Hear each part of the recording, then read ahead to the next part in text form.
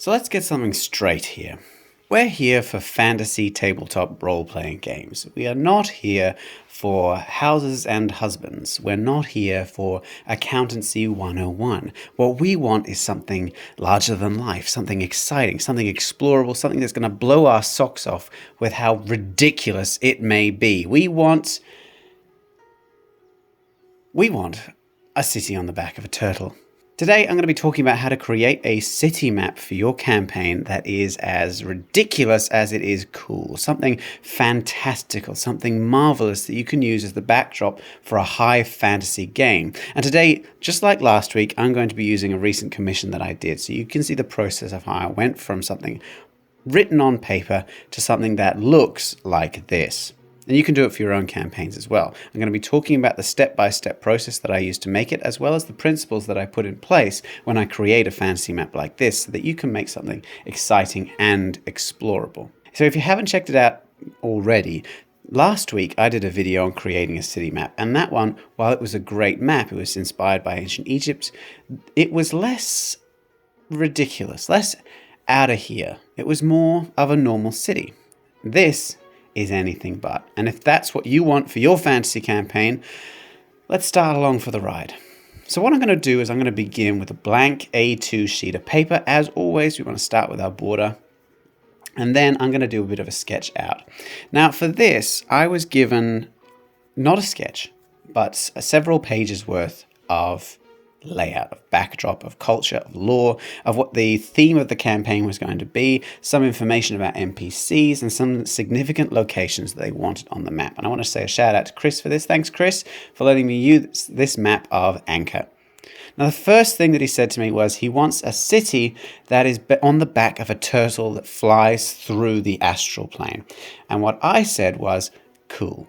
But we're going to need to make it work in order to make it look good. So what I'm going to do is I'm going to begin with putting into the center a very large sketch, just something that's more broad strokes than detail for the time being. And on the outside, because of all the culture and the details and the notes that he gave me on the campaign, I can put in some sketches of the major landmarks that are on the back of Kokoruat, the turtle. So the turtle is about 1.5 miles long. It's actually a little bit over that. But it gives me enough space to put most of a city gathered around the outside of its shell, where astral ships will come into port, entertain themselves, and then leave. It's the hub of the multiverse. It's the trading center for the sea of stars. And we're going to be using that to inspire everything about this city, from its major landmarks, from its naming structure, down to the flora and fauna that I mentioned, as well as some of the tidbits of lore that I'm going to add in to complement what I was given in the briefing. So while I'm still doing the sketch out, and you can see that I'm doing the major buildings here, things that are inspired by buildings in real life in different architectural styles, which imply the age of the turtle, I'm going to talk about what makes a city fantastic and how you can apply those principles to your own world. So there are a bunch of different ways in which a city can be larger than life, and that's a really good way to begin. There are all kinds of different ways in which a city can set itself apart from its fellows, in what inhabits the city and how it's built, in what surrounds it, and what resource it is built to take advantage of. And we could spend hours discussing every individual method that you can use to set a city apart. Here's a quick list. And once you've got an idea of what you want, then you can go in and you can start discussing the details themselves. And this is a great time for me to finish the sketch and start the painting out. And I'm going to paint this map for a variety of reasons, but the most obvious one of which is it just looks cooler. And if you're going for a fantastical map because you like the aesthetic of it, I would suggest that you do something to set it apart from a standard map. Why not break out the paints? Why not do something in pencil or in oil pastels? Just do something fun. Branch out. And for this case, I'm going to be doing the watercoloring. I'm using a purple here. And you can see that the technique that I'm using, you can use it yourself, is to wet out individual scales on the back of the turtle and then fill them with individual droplets of purple ink, which makes the scales themselves colored irregularly, but also increases the contrast between them, makes them jump out to the eye. So this is a great time to talk about the aesthetics, actually. As I'm going through, I'm going to paint it first, and then I'm going to ink later on because all of my inks are water-based, and I need the paint to dry. So before that, let's talk about the aesthetics that we're going to be using to set the city apart. You've already decided what it is that makes the city different. Bam! And now we're going through and we're deciding how the city can be described in a way that is fantastical. There are really kind of 4 different methods of describing a city for your players so that it looks different and strange. And that's in the color, the light, in the natural features, and the iconic features, the cultural features, the buildings that the players will see. So when they first enter into it, you can describe, how the shimmering blue light of the domes on Anchor gleam in the sea of stars as it swims effortlessly towards them through the void. The silvery leaves of the trees catch the starlight and reflect it underneath that black dome as the torches, all glowing in purples and greens, dot the shell with constellations that mirror those above. High on the peak of the mountain, in the center of the turtle, are an array of towers, above which floats its own light source. Stars leashed and harnessed and set in orbit around those ethereal towers. And in this case, those kinds of descriptions are going to lend themselves to the map in the color palette that I'm choosing and the style that I'm choosing. Watercolors are very dreamlike, very soft method of coloring things, which really works for something that's unreal. You don't want hard edges. You want it to be able to You want it to look like a dream, to feel like something that you just imagined. And so for that, I'm also limiting the color palette to make it really stand out. I'm only using purple and teal for this, as well as, of course, the inked colors, because those are truly ridiculous colors to use. Very few things in nature are purple and teal, and so that makes it feel all the more unreal.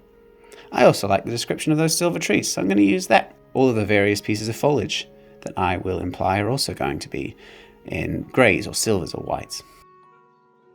So already, as you always will when you create a map of this size based on a sketch that's much smaller or not even existent, you're going to have to extrapolate and create some landmarks or points of interest of your own. And one of the ones that I went with for this map is the wound.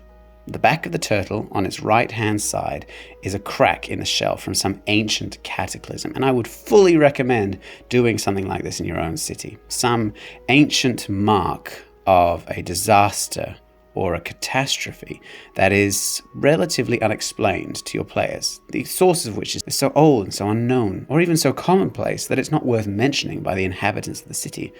It could be a massive fire, it could be an earthquake or a sinkhole, it could be that the tide has swallowed those parts of the city closest to the sea over time. In this case, the cracking of the shell of a beast 1.5 miles long is such an incredibly catastrophic disaster that if it happened now, it would almost certainly kill almost everyone that lives in the city. But giving that little bit of world building, that implied history, is going to add a lot more depth to the role-playing and exploration of the map. And because there are ways that you can do it all over the place. The crack in the shell is just one example. As I go through and I'm drawing out the individual locations, the major monumental landmarks now, you can imply the age of the turtle, the different guilds and the sects that inhabit it, the power struggles, the cultures, the social norms, the religions are all implied everywhere on the map. Remember that a picture tells 1,000 words, but you have to choose what words you want to tell. So once I've painted the shell, I'm going to go through and ink out the line art for the monuments itself. The city is going to be the last thing that I work on, mainly because, practically speaking, I don't want to smudge the paint before I move on to the center, but also because the drawing of it gives me, as the map maker, a greater idea of the aesthetic of the interior before I go in. So the more that I paint and the more that I think about the aesthetics and the layout and the architectural style and the age and the inhabitants, the more that will lend itself when I populate the map later on. And you can see that I've added in details as well.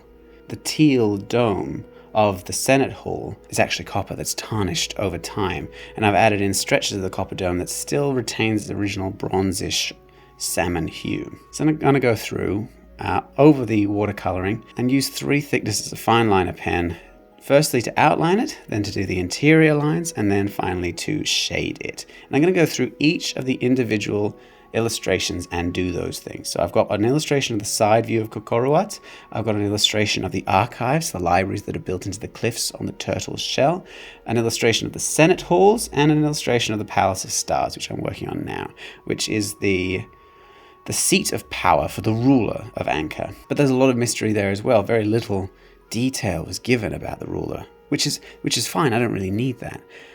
But remember, whenever you're drawing anything, that whatever you choose to do inspires implications within your world.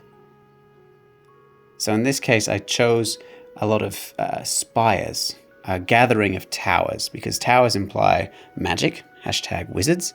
But I also wanted something more fairy tale-esque, something that looked a little bit like something out of a Disney story. But then I took away the points of the roofs on the towers, which are a classic staple of European fantasy, and I replaced them with domes to imply something like a minaret, something that's a little bit more exotic to a lot of audiences. Because one of the things that I was given as a prompt is Istanbul, which is a mixing of a lot of different cultures over thousands of years, and I know that there are a lot of mosques and minarets within the city, so I wanted to have a nod to that. And later on, after I've finished the interior of the map, I'll go through and I'll add in a lot of the writing around the exterior of the map, because he gave me so much culture for this map that I can just paraphrase his exact words and stick them in the exterior, so that when the players read the map, they will be able to understand some of the lore. They'll know a little bit about who wrote the map. They'll know a lot about the propaganda and the perspectives of the inhabitants on the turtle and the city itself. So this is a great time to talk about how to really marry the idea of having a fantastical city, something that's larger than life, with the actual practical aspects of gathering several tens or hundreds of thousands of people into one place. And in this case, it's a great opportunity to talk about that, because living on the back of a turtle, swimming through space, is not a very practical arrangement, which is great. It means that we have a lot to work with there. And so there are really three different categories of joining between those two themes, between the practical and the fantastical. Those are the concessions, the integrations, and the opportunities. Concessions are where the people who live in the fantastical area have to make sacrifices in order to live there. And of course, there are questions regarding that. You know, what are the challenges of living on the back of the turtle? What are the reactions of the people who live there, you know, and what do they lose by being there? In this case, when I drew the buildings, the dome, for instance, on the Senate Hall, I added in a tiny little tidbit in the illustrations, which are crater marks, which I think are really cool. They make the buildings look very interesting, but it does imply that meteors will occasionally streak out of the sky. And can you imagine the havoc of damage that will cause fairly regularly? That'll be a routine part of life in this city. That's a challenge. How do they react to that? Do they have their buildings encased with metal to repel those meteors? Do they have very fragile buildings that are very easily repaired because they just pick themselves up afterwards and get on with their lives? Then we go into the integrations. What are the requirements of living there? What are the special needs of the inhabitants that apply to this specific location? And what kind of strangeness can you expect? You know, if you're living on a turtle, you're still going to need things like water and food. So you're going to require farms or aqueducts or wells. Where are you going to get those things from? You know, what kind of strangeness can you expect from these silver-leaved trees? What lives in the astral plane? Will there be predators occasionally wandering around the star-studded fields and the seas? You know, what needs to be built specifically to live there? You know, the Palace of Stars I illustrated has a large source of lights floating above it, a few points and motes that flood the area with continual light. So rather than having a sun or a moon, that is their source of illumination, as well as a soft glow from the foliage. Because that's a special need that they have there. And of course, lastly, what opportunities does living here offer? This is the easiest question for a lot of us to answer. You know, living on the back of a turtle in the astral sea gives them access to goods and marketplaces from everywhere across the multiverse. You can travel to anywhere from the back of Anchor, and that's fantastic if you want to live a very privileged, very luxurious life. If you want to follow adventure, you can do it from Anchor. You know, what are the innovations that people have made from living there? I implied that from the crack in the turtle's shell, there are mines that delve into the crack to harvest the congealed blood of the astral turtle. And they use the congealed blood in a chemical process that makes lanterns that glow. And that is an innovation, a resource that only the inhabitants can use. There's only one source of this congealed blood, and only because of an ancient cataclysm that they have no control over. What are the cultures of the people that live there? What do they gain by being on the shell of the turtle? So you can see now, I've gone through and I'm starting to fill out the details in the circle. I used some light shading with the watercolors on the center of the turtle to imply the shape of the mountains. And I wanted the implication of just how large the turtle was and how impassable the mountains are by really sticking the dwellings to the outside of the shell and having the inside of the shell very, very difficult to get to. And so the city is roughly oval. It's a hollow oval with a few things on the inside, but there's a single road that runs around the entire exterior. As always, you want to label first and then draw the buildings later on. I imply roads by drawing the blocks of buildings, which also gives you the option of having alleyways, and you can use the size and disparity of the buildings, the distances from one another, in order to imply, how rich or poor the inhabitants are. So I'm just going to finish up now. I've even added in some tiered farmland where they can try to gather some resources from the back of the turtle. One of the things that I decided as the map maker that I haven't really implied, but that just kind of informed me, was that one of the side effects of the turtle swimming through the astral sea is that it will aim for large nebulae of gases and ice crystals that the turtle drinks and eats like a whale swimming for plankton. And it doesn't really hit onto the sea level part of the shell because that's protected by the mists that come up from the astral waters. But on the top of the peaks, which are far away from there, it'll gather a lot of ice crystals to it. They'll melt when they hit the shell and run downstream, which not only provides the inhabitants with water, but also irrigates the farmland. Which is an absolutely ridiculous detail that I only really came up with as I was drawing the map. So the benefit of creating a map like this is really by sitting down and creating it yourself. Because then you'll begin to ask yourself questions that you never in a million years would have thought of, and which you can use to flesh out your world. So I'm almost finished now. Let's talk about Anchor. Thanks again to Chris for letting me use Anchor to talk about all the processes here, and I'm going to really take apart the concepts and discuss them so that you can put these processes in place for your own worlds. So here are the requirements that I was given for Anchor. It's on a gigantic turtle that swims through the astral sea.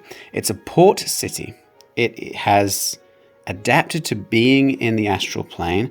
There's a lot of it that is arcane and unknown. The turtle is alive and not dead, which is fun, but it would also have been fun if it were dead. And of course, the turtle is extremely ancient. The city has been here for untold thousands of years. And each of these prompts gives me something that I can use to create a map that is really, really interesting to look at.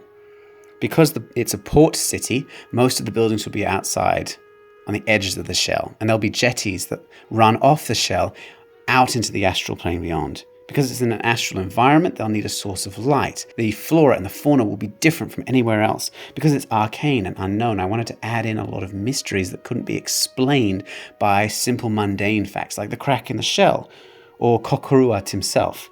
Because he's alive, he can be injured and heal, but you also need to make amendments to the design of the city in order to allow for his movements. And the fact that he controls where he goes, the inhabitants don't. And because of its extreme age, it lends itself to a variety of different architectural styles and implies the existence of ruins where buildings have been abandoned or destroyed in earlier times. And so that's it. We've done it. We started with doing a simple sketch, then I watercolored everything, did the line art on the illustrations on the outside, finally went in and did the map itself, and then added in the lore on the margins. And it looks fantastic in the end. You can use this process for your own maps. I used it for this commission, so which means unfortunately it won't be available on my Patreon, but for this series I'm going through and having different downloads that are available. If you want to check that out, if you want ideas or you want to see a text version of this tutorial, you can go and check out the Patreon. It's free to join. You don't need to pay to do anything, but if you do want to support me, I would really appreciate that. Otherwise, you can check out my website for more details on my process and my commissions. And next week, we're going to be delving into how you can create a setting for your city for an urban campaign where you can have just the initial area around your city rather than creating a full realm map. So I'll be talking about that a little bit more, and that'll be an isometric map as well for everyone who's been asking me to do one of those. So I hope you enjoyed this tutorial. Let me know what you thought in the comments below. Hit that like and subscribe button, and I will see you next week.